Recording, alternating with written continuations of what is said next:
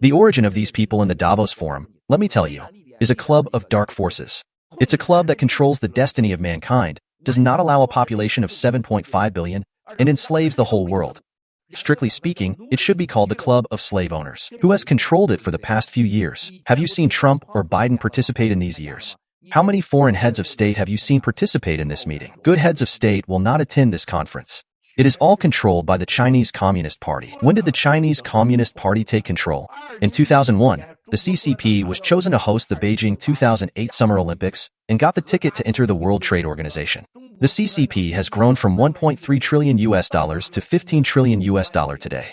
From that day on, the Davos Forum has colluded with the CCP and has never allowed Westerners to have a say. Have you read the charter of the Davos Forum, my dear fellow fighters? Look at the past few decades.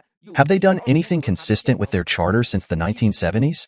When the Davos World Economic Forum was held in Tianjin, people from the Ministry of Security sent 400 to 500 people to the scene in advance to collect, install, and plan all the videos in advance, including sampling. When we look back now at the Davos Forum in Tianjin, the so-called Davos Forum Performance Group was selected from Tibet, Xinjiang, and Yunnan. How many little girls were there? How many children were involved? Go back and take a look now. Don't just listen to me. Just go check it out yourself. Someone from the Ministry of Security and Political and Legal Affairs Committee at that time told me, Miles, how could this be called the Davos Forum? These low lives were just to abuse our children. He said, more exaggeratedly, it was about blood. He said that he suddenly realized that there was a large amount of blood in the bank in case of an emergency. I believe that there was only Chinese people's blood. The CCP even extracted serum for these people.